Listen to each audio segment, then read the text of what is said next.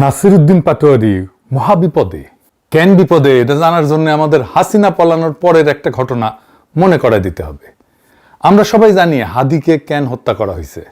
কারণ খুব সিম্পল, হাদি ছিল বাংলাদেশের তরুণ সম্প্রদায়ের মধ্যে ভারতীয় আধিপত্যবাদের বিরুদ্ধে এক উজ্জ্বল তরুণ নক্ষত্র, এক উজ্জ্বল তরুণ নেতা। সে শুধু বয়ান তৈরি করতো না, ভালো অর্গানাইজার ছিল, সংগঠক ছিল, ভালো বক্তা, বলতে পারতো, ভালো ডিবেট করতে পারতো, কালচারাল অ্যাক্টিভিস্ট। বাংলাদেশে ভারতীয় আধিপত্যবাদের দুর্গ ভাঙে দেওয়ার জন্য যা যা দরকার ছিল, হাদি ছিল তার কমপ্লিট প্যাকেজ, পরিপূর্ণ প্যাকেজ। হাদির মৃত্যুর পর তার বিকল্প হয় নাই, কিন্তু হাদির উত্তরাধিকার হিসেবে পাটোয়ারি উঠে আসছে। সে হাদির আসনে নির্বাচন করছে, হারায় দেওয়া হয়েছে, তাও সে দৈমা যায় নাই। সে ছুটে বেড়াইতেছে, সারা দেশে সীমান্তে হত্যা হয়েছে, সেখানে যাইতেছে। পাটোয়ারি কবর জিয়ারত করছে সেই হতভাগ্যদের, যাদেরকে বাংলাদেশ কোনোদিন স্বীকারই করে নাই। বাংলাদেশে প্রথমবারের মতো সীমান্ত হত্যাকাণ্ডের শিকার হওয়া মানুষগুলোর পাশে জাতীয় পর্যায়ের একজন নেতা যা দাঁড়াইলো।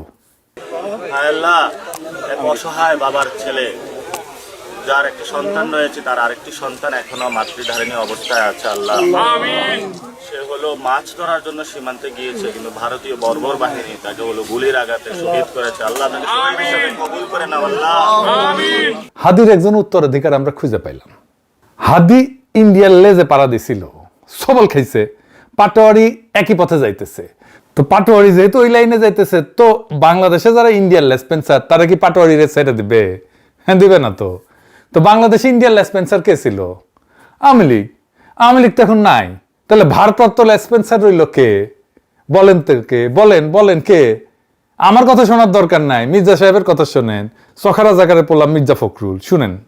নৌকার যে কান্ডারি, যে মূল মাঝি, ও নৌকার সবগুলোকে ফেলে দিয়ে পাড়ায় চলে গেছে, ইন্ডিয়া চলে গেছে, ঠিক না? এখন আমাদের যারা এখানে নৌকা পড়তে না সারা বাংলাদেশে, তারা তো একটু অসহায় অবস্থায় আছে, যে আমাদের মূল লক্ষ্যে পালাই গেছে, আমরা এখন কি করবো?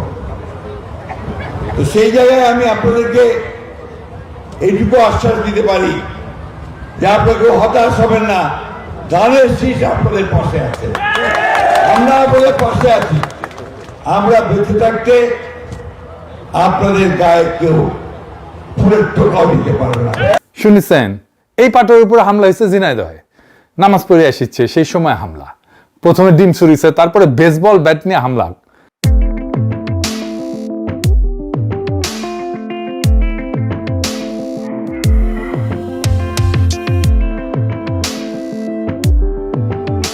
আর বিএনপি ক্যাম্পে সে কি উল্লাস!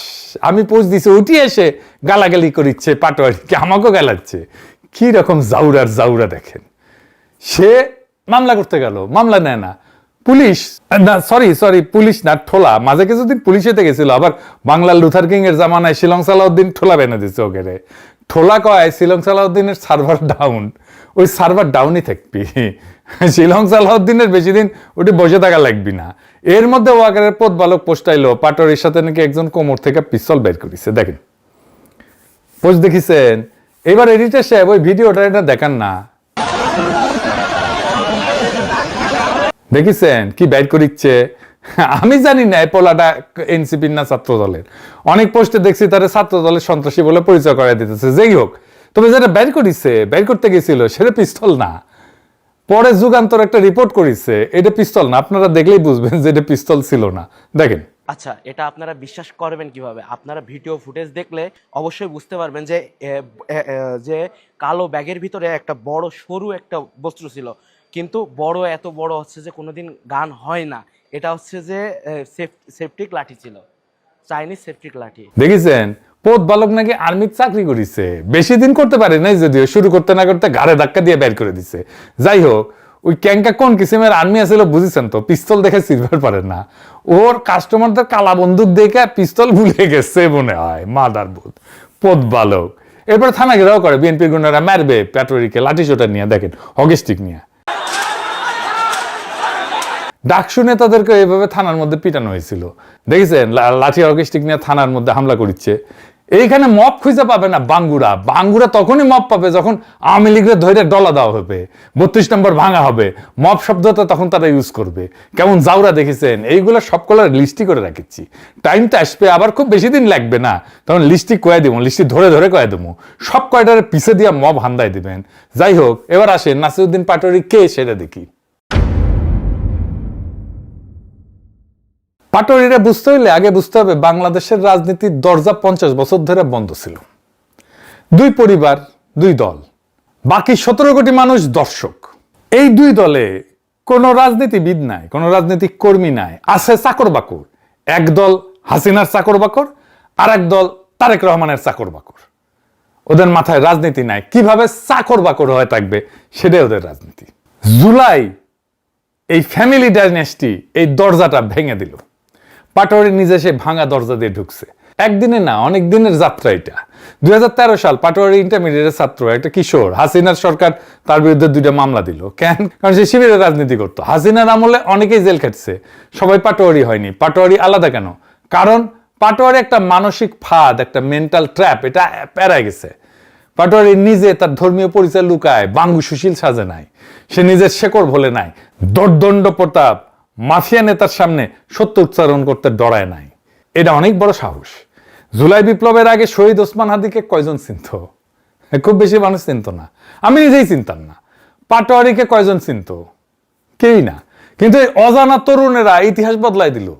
হাদি শহীদ হইল, সেই জায়গায় পাটোয়ারি এসে দাঁড়াইলো, হাদির আসন নির্বাচন করলো, হেরে গেল। সাধারণ রাজনীতিবিদ হইলে ঘরে বসে যেত, অজুহাত খুঁজতেন। পাটোয়ারি কি করলো? পাটোয়ারি ছুটতে থাকলো সারা দেশে, যেখানে মানুষের বেদনা যন্ত্রণা, সেখানে। সীমান্তে কেউ গুলিতে মরলো, পাটোয়ারি গেল। সে হতভাগ্যের কবরে দাঁড়াইলো, জিয়ারত করলো। আল্লাহ, এক অসহায় বাবার ছেলে, যার একটি সন্তান রয়েছে, তার আরেকটি সন্তান এখনো মাতৃধারিণী অবস্থায় আছে। আল্লাহ, সে হলো মাছ ধরার জন্য সীমান্তে গিয়েছে, কিন্তু ভারতীয় বর্বর বাহিনী তাকে হলো গুলির আঘাতে শহীদ করেছে। আল্লাহ তাকে শহীদ হিসেবে কবুল করে নাও। আল্লাহ, বাংলাদেশের ইতিহাসে এই প্রথম সীমান্তে নিহত মানুষের পাশে একজন জাতীয় নেতা দাঁড়াইলেন। 50 বছর ধরে বিএসএফ বাংলাদেশের নাগরিকদের গুলি করেছে, লাশ কাটাতারে ঝুলাই রাখছে। আওয়ামী লীগ চুপ, বিএনপি চুপ, বামপন্থীরা চুপ, বুদ্ধিজীবীরা চুপ, পাটোয়ারি গেছে। এটাই তার রাজনীতি, কথার রাজনীতি না, পায়ের রাজনীতি। এয়ার কন্ডিশন ঘরের রাজনীতি না, রাস্তার রাজনীতি। সেই জন্য পাটোয়ারি যেখানেই গেছে সেখানে তরুণরা উপচায় পড়ছে। দেখেন রিতেশ সাহেব এক এক কইরা ভিডিওগুলা জায়গার নাম লিখে দিয়েন। রাজশাহী,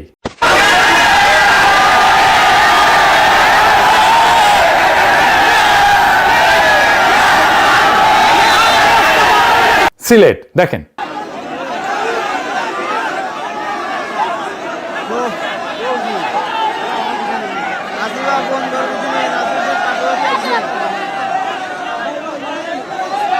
কুমিল্লা, দেখেন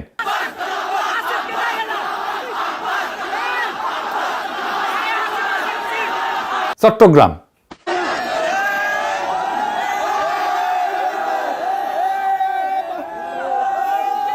বরিশাল,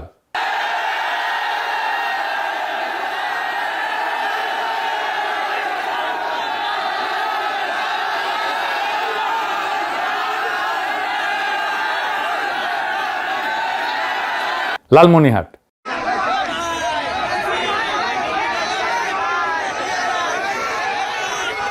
নারায়ণগঞ্জ,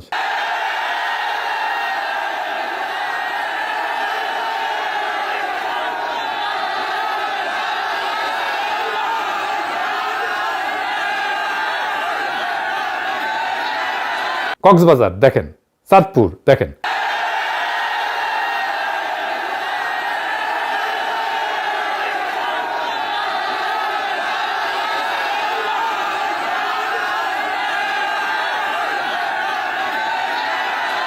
খুলনা, দেখেন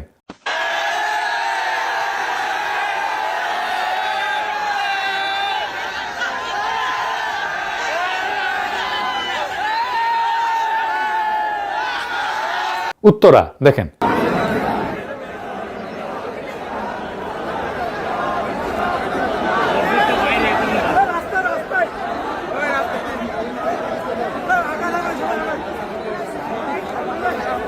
বিএনপি এই পাটোয়ারিকে ভয় পায় কেন? কারণ সে একজন অর্গানিক তরুণ রাজনৈতিক নেতা, উঠে আসতেছে মাঠ থেকে। রাজনীতির ফ্যামিলি ডাইনাস্টি ভেঙে দিবে এই লোক। তখন কে গাইবে? বাপের বাংলাদেশ আমার মায়ের বাংলাদেশ, বউয়ের বাংলাদেশ আমার মেয়ের বাংলাদেশ, চান্দা দে চান্দা দে চান্দা দে। এডিটর সাহেব গানটা শুনে দেন। দাদার বাংলাদেশ আমার বাপের বাংলাদেশ, মেয়ের বাংলাদেশ আমার মায়ের বাংলাদেশ, বাপের বাংলাদেশ আমার মায়ের বাংলাদেশ, বউয়ের বাংলাদেশ আমার মেয়ের বাংলাদেশ। চান্দা দে চান্দা দে চান্দা দে চান্দা দে চান্দা দে চান্দা দে চান্দা দে চান্দা দে চান্দা চান্দা চান্দা দে। শুনিছেন? পাটোয়ারিরে ভয় পায় কারণ পাটোয়ারির কাছে এমন একটা জিনিস আছে যা বিএনপির নাই, সেটা হইতেছে তরুণ প্রজন্মের আস্থা। ঝিনাইদহে ওই ইসলাম বিশ্ববিদ্যালয়ের ছাত্র দল ছাত্র দলের নেতা এসে থ্রেট করে গেছিল, তারই নেতৃত্বে হামলা হয়েছে। দেখেন এডিটর সাহেব। আপনার প্রতি একটা অনুরোধ থাকবে, মানুষের ইজ্জত সম্মান প্রত্যেকেরই আছে, আমাদের যে যে দলেরই হয় না কেন, এটা আপনার প্রতি অনুরোধ থাকবে। মানুষের ইজ্জত সম্মান নষ্ট করবে। দেখেছেন ছাত্র দলের নেতা, ওরে টাইম মতো বিয়া দিলে পাটোয়ারির মতো পড়ে থাকলে হইনি একটা। বিএনপির রাজনীতি, জিয়াউর রহমানের স্মৃতি, খালেদা জিয়ার ত্যাগ, তারেক রহমানের প্রবাস, 81 থেকে 2007 পর্যন্ত তার গল্প। আজকের যে ছেলেটার বয়স 25 বছর, সে গল্পগুলোতে তো নিজেকে খুঁজে পায় না। পাটোয়ারি সেই ছেলেটার বয়সী, সে যা পারে পাটোয়ারি তা পারে, সে যা ভাষায় কথা বলে পাটোয়ারি সে ভাষায় কথা বলে, সে যে যন্ত্রণা বহন করে পাটোয়ারি সে একই যন্ত্রণা বহন করে। সীমান্তের রক্ত, ভারতের দাদাগিরি, পাটোয়ারি এসে একই যন্ত্রণার সাক্ষী। বিএনপির হিসাব তো ছিল সহজ, আওয়ামী লীগ পলে গেছে, ক্ষমতা ফাঁকা, রাস্তা ফাঁকা, জনগণ ক্লান্ত, বিএনপি এসে দাঁড়াবে, জনগণ ভোট দেবে, স্বয়ংক্রিয় উত্তরাধিকার। পাটোয়ারিরা হিসাব ভেঙে দিতে চায়। বিএনপি বুঝতে পারতেছে না, পাটোয়ারিকে যত আঘাত করিচ্ছে পাটোয়ারি ততই বড় হচ্ছে। কেন? কারণ প্রত্যেকটা আঘাত পাটোয়ারির সত্যতা প্রমাণ করতেছে যে পাটোয়ারি যে কাজ করতে চাচ্ছে সেটা সত্য। একজন তরুণ নেতা প্রতিষ্ঠিত দলের কাছে একটা ভয়ের বস্তু না হইলে তাকে এত আঘাত করা হয় না। তো আঘাতই তাকে অথেন্টিক বানিয়ে দিচ্ছে, মানুষ তাকে গ্রহণ করতেছে। কেন? এদেশে মানুষের চাওয়া খুব সীমিত। মানুষ চায় কেউ তার কথা বলুক, কেউ তার ব্যথার পাশে দাঁড়াক, কেউ তার যন্ত্রণা বুঝুক, কেউ তার অস্তিত্বকে স্বীকার করুক। বাংলাদেশের সাধারণ মানুষ 50 বছর ধরে অদৃশ্য। গার্মেন্টস কর্মী, রিক্সা চালক, মাদ্রাসা ছাত্র, সীমান্তের কৃষক, প্রবাসী শ্রমিক, জাতীয় আলোচনা এরা নাই, সংসদে এদের কণ্ঠও নাই। পাটোয়ারি এদের দেখছে। মানুষের চাওয়া এতটুকুই যে আমাকে একটু দেখো, আমার যন্ত্রণা পাশে এসে দাঁড়াও। বাকিটা পরের কথা। পাটোয়ারি কোনো ব্যক্তি না, পাটোয়ারি একজন ফেনোমেনন। এই ফেনোমেননের অর্থ বাংলাদেশের সাধারণ মানুষ আর প্রতিনিধিত্বহীন থাকতে চায় না, কণ্ঠস্বর চায়। পাটোয়ারি তাদের কণ্ঠস্বর হয়ে উঠছে। পাটোয়ারি এমপি হবে কিনা জানি না, ক্ষমতায় যাবে কিনা জানি না, সেটা আলাদা প্রশ্ন, কিন্তু এই ফেনোমেনন হিসেবে পাটোয়ারি টিকবে, পাটোয়ারিরা টিকবে। কারণ এই ফেনোমেননের জন্ম পাটোয়ারিতে না, এর জন্ম জুলাইয়ে, যখন বাংলাদেশের সাধারণ মানুষ 55 বছর পরে বলল, ক্লেম করলো তার সার্বভৌমত্ব, বলল লাখো মানুষের রক্তে কেনা দেশটা কারো বাপের না।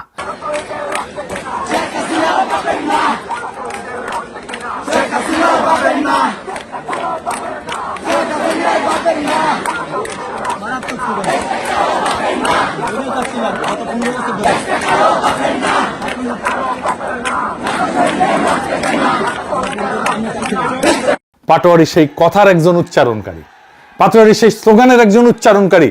আগামীতে পাটোয়ারির দেখানো পথে আরো তরুণরা আসবে, ভেঙে দেওয়া দরজা দিয়ে আরো তরুণ ঢুকবে বাংলাদেশের রাজনীতিতে। এটাই নতুন বাংলাদেশ। বিএনপি কেমনে সব মপ করলো দেখছেন তো।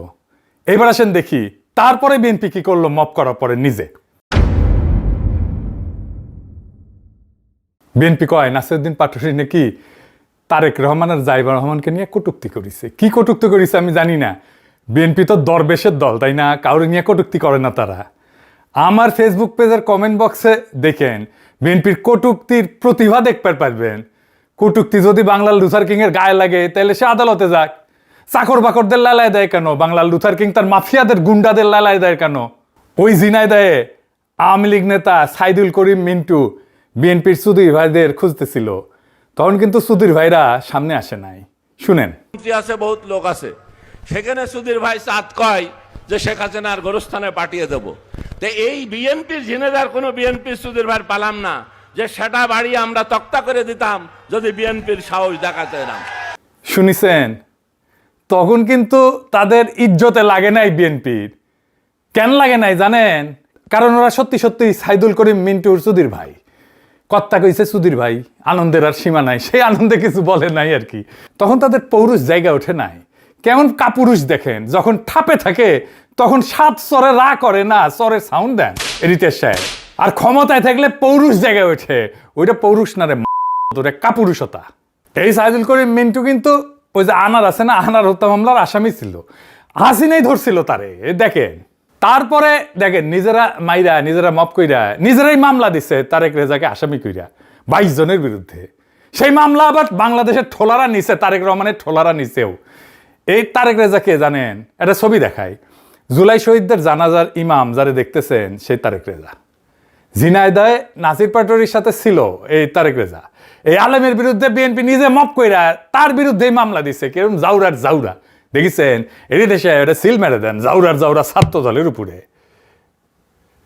জুলাই যোদ্ধা ওয়ান রহমান খানকে ডিবি পরিচয়ে তুলে নেওয়া হয়েছে গতকালকে। আহত হয়েছিল সে, ওখানে ছিল ঝিনাইদহে, তারে তুলে নিয়ে গেছে। হাসিনার কেলাসে ছাত্র ছিল বিএনপি। ভাবিছে এই কইরাই শাসন টিকায় রাখবে তাদের। যেই রাজনীতি বিএনপি শুরু করেছে তার আখেরি ঠিকানা হইতেছে দিল্লিতে হাসিনার মতো, ওই পথে আগাইতেছে বিএনপি। এই যে বিএনপির হেডম এত, এরাই তো 28 অক্টোবর প্রাণ ভয়ে পল্টনে দাঁড়াইতে পারে নাই, তার দলের নেতাই স্বীকার করেছে, মির্জা আব্বাস নিজে স্বীকার করেছে। দেখেছেন, খালেদা জিয়ার বাড়ির সামনে থেকে বালুর ট্রাক সরাইতে পারে নাই। মির্জা ফখরুলকে মাইরে শার্ট খুলে ফেলেছিল আওয়ামী লীগ রাঙ্গুনিয়াতে, আমির খসরু তো কাইন্দা দিতেছিল। এখন এই মির্জা ফখরুল প্রেসিডেন্ট হইতে যেতেছে। এই সে ভিডিওটা দেখান।